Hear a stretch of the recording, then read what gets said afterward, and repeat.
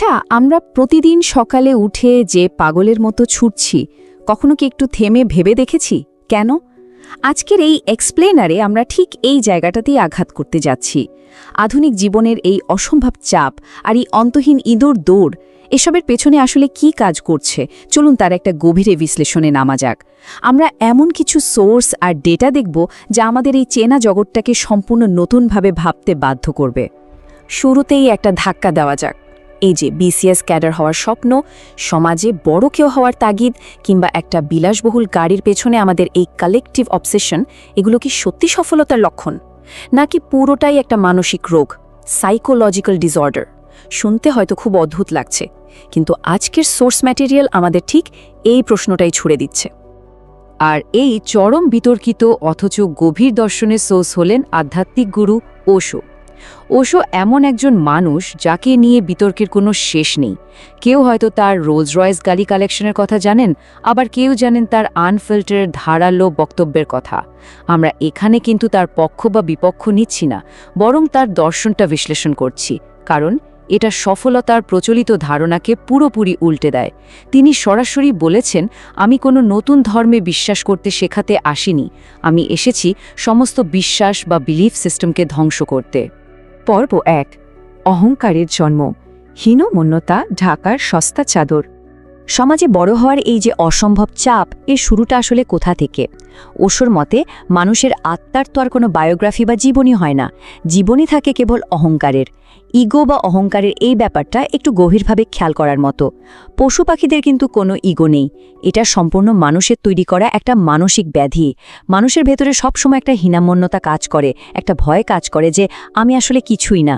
আর এই ভেতরের শূন্যতাকে ঢাকার জন্যে সারা জীবন আমরা সম্পদ, ক্ষমতার, স্ট্যাটাস নামের একটা সস্তা চাদর গায়ে জড়িয়ে রাখি। ইগোর এই চক্রটা ঠিক কিভাবে কাজ করে সেটা বোঝাতে সোর্সে একটা দারুণ পৌরাণিক গল্পের কথা বলা হয়েছে। ধরুন, এক জঙ্গলে এক যোগী ধ্যানে বসেছেন, আর তার পাশে রয়েছে ছোট্ট একটা ইঁদুর। একদিন একটা বিড়াল ইঁদুরটাকে তাড়া করল। যোগী মায়াবশত ইঁদুরটাকে একটা বিড়াল বানিয়ে দিলেন। এরপর কুকুর তাড়া করলে কুকুর, আর শেষে বাঘের তাড়া খেয়ে সেটাকে একেবারে বাঘ বানিয়ে দিলেন। ব্যাপারটা ঠিক এমনই, ইগোর ধাপগুলো এভাবেই একটার পর একটা শুধু বাড়তেই থাকে, কখনোই থামে না। আর সবচেয়ে আকর্ষণীয় দিকটা হলো, এই গল্পটা আমাদের বাস্তবতাকে একদম আয়নার মতো প্রতিফলিত করে। গল্পে কি হয়, সেই বিশাল বাঘটা শেষ পর্যন্ত তার নিজের স্রষ্টাকেই খেয়ে ফেলতে আসে। বাস্তব জীবনেও আমরা ইগোকে বড় করতে করতে প্রমোশন, বড় ফ্ল্যাট, হাই স্ট্যাটাসের পেছনে অন্ধের মতো ছুটতে থাকি। আর একটা পর্যায়ে গিয়ে সেই ইগোর ভার এতই বেশি হয়ে যায় যে আমরা নিজেরাই নিজেদের তৈরি করা অহংকারের নিচে চাপা পড়ে দমবন্ধ হয়ে যাই। পর্ব ২, তুলনার অসুখ, সফলতার একাকিত্ব। আমরা তো প্রায়ই ভাবি টাকা আর স্ট্যাটাস থাকলেই বুঝি জীবনের সব সমস্যার সমাধান, কিন্তু সত্যিটা কি? ইতিহাস ঘাটলে দেখা যায় গ্লোবাল ল্যাডারের একেবারে শীর্ষে থাকা মানুষরাও এই ইঁদুর দৌড়ের বাইরে নন। এই যেমন এলন মাস্কের কথা ভাবুন, এত বিপুল সম্পদ থাকার পরও তার গভীর একাকিত্ব আর বিষণ্ণতার কথা আজ কারও অজানা নয়। আবার ডোনাল্ড ট্রাম্পের মতো ক্ষমতাধর ব্যক্তিও প্রকাশ্যে ক্ষোভ প্রকাশ করেছেন এই বলে যে বারাক ওবামা কেন নোবেল শান্তি পুরস্কার পেলেন আর তিনি পেলেন না। ভাবা যায়, ক্ষমতার একেবারে চূড়ান্ত শিখরে পৌঁছেও মানুষ অন্তহীন তুলনা আর অসন্তোষের এই ফাঁদ থেকে বের হতে পারছে না। জীবনটাকে আসলে একটা গোলাকার সিঁড়ির সাথে তুলনা করা যেতে পারে। এই সিঁড়িতে মানুষ যত উপরেই উঠুক না কেন, সবসময় দেখা যায় কেউ না কেউ ঠিকই সামনে এগিয়ে আছে। যখন দেখা যায় আশেপাশের কেউ ব্যর্থ হয়েছে, তখন মনের ভেতরে এক ধরনের সাময়িক বিষাক্ত সুখ কাজ করে। কিন্তু পরক্ষণেই যখন দেখা যায় কোনো এক বন্ধু দারুণ সফল হয়েছে বা লেটেস্ট আইফোনটা কিনে ফেলেছে, ব্যাস শুরু হয়ে যায় দীর্ঘস্থায়ী দুঃখ। এটা একটা অন্তহীন সাইকেল যা আমাদের এক অনন্ত গোলকধাঁধায় আটকে রাখে। এখানে সবচেয়ে গুরুত্বপূর্ণ পয়েন্টটা হলো, ঈর্ষা বা জেলাসি কিন্তু কোনো সাধারণ আবেগ নয়। দর্শন অনুযায়ী ঈর্ষা হলো সমাজ ব্যবস্থার তৈরি করা এমন একটা সিস্টেমিক লেভার বা হাতিয়ার, যা দিয়ে সাধারণ মানুষকে এই ইঁদুর দৌড়ে আটকে রাখা হয়।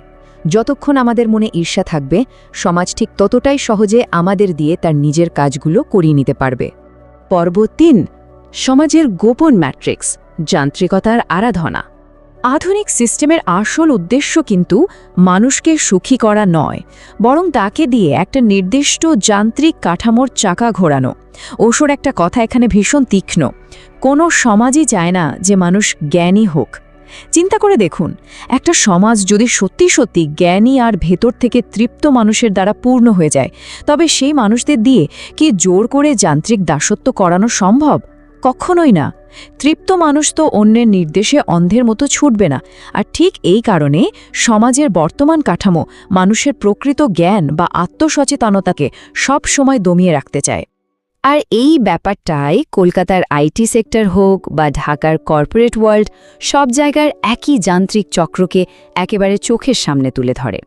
সকাল 9টায় রোবটের মতো অফিসে লগ ইন করা, মাসের শেষে এমন সব জিনিসের জন্য ইএমআই বা কিস্তি টানা যা হয়তো আদৌ কোনো প্রয়োজনই নেই, আর উইকেন্ডে শুধুমাত্র সোশ্যাল মিডিয়ায় মানুষকে দেখানোর জন্য শপিং করা। এই পুরো চক্রটার কাজই হলো মানুষের ভেতরের আনন্দকে সম্পূর্ণ মুছে দিয়ে কেবল প্রোডাক্টিভিটিকে বা উৎপাদনশীলতাকে বড় করে দেখা। আজকের দিনে এই যে সোশ্যাল মিডিয়া অ্যাডিকশন বা অনলাইন শপিংয়ের নেশা, এগুলো তো আর এমনি এমনি আকাশ থেকে পড়েনি। বড় বড় কর্পোরেশনগুলো খুব ভালো করেই জানে যে মানুষ ভেতর থেকে কতটা শূন্য, আর আত্মসচেতনতার এই অভাবটাকেই তারা অ্যালগোরিদমের মাধ্যমে টার্গেট করে। তারা রীতিমতো এই বিভ্রম বিক্রি করে যে একটা নতুন গাড়ি বা লেটেস্ট মডেলের একটা ফোনই সমাজের সম্মান আর সুখ এনে দেবে, আর আমরা আমাদের ইগোর তাড়নায় হাসি মুখে এই ফাঁদে পা দিচ্ছি। পর্ব 4, মুক্তির পথ, শূন্যতার দর্শন। আচ্ছা, এতক্ষণ তো আমরা সমস্যার একেবারে গভীরে ছিলাম, কিন্তু এই আধুনিক ম্যাট্রিক্স থেকে বের হওয়ার উপায় কি? চলুন এবার একটু ধীর স্থির হয়ে প্রশান্ত মনে সমাধানের দিকে তাকাই। এই ইঁদুর দৌড় থেকে বাঁচার অর্থ কিন্তু এই নয় যে সবকিছু ছেড়ে ছুড়ে বনে জঙ্গলে চলে যেতে হবে, বরং এর সমাধান লুকিয়ে আছে আমাদের নিজস্ব চিন্তার পরিবর্তনে। সোর্স অনুযায়ী এই দর্শনের মূল চাবিকাঠি হল শূন্যতা বা নাথিংনেস, যেটাকে গৌতম বুদ্ধ বলেছিলেন নির্বাণ। শূন্যতা মানে কিন্তু কর্মত্যাগ করা নয়, এর মানে হলো নিজের অহংকার বা ইগোকে একটু দূর থেকে দেখা আর গভীরভাবে এটা মেনে নেয়া যে এই সুবিশাল মহাবিশ্বে আমি আসলে কিছুই নই। ঠিক যে মুহূর্তে মানুষ নিজের এই সাধারণত্বকে মেনে নেয়, সাথে সাথে সমাজের চাপিয়ে দেওয়া সফলতার সব প্রেশার আর অ্যাংজাইটির তাসের ঘর ভেঙে গুড়িয়ে যায়। যখন ভেতরের এই শূন্যতাকে পুরোপুরি গ্রহণ করা হয়, তখন জীবনের প্রতিটি কাজে এক অদ্ভুত শান্তি নেমে আসে। তখন আর অন্য কাউকে হারানোর জন্য কাজ করতে হয় না। ঠিক যেমন একটা নদী কারোর সাথে কোনো রকম প্রতিযোগিতা না করেই নিজের আনন্দের সাগরের দিকে ছুটে চলে, তেমনি শূন্যতা থেকে জন্ম নেয়া কাজ হয়ে ওঠে প্রকৃত সৃষ্টিশীল এবং আনন্দময়।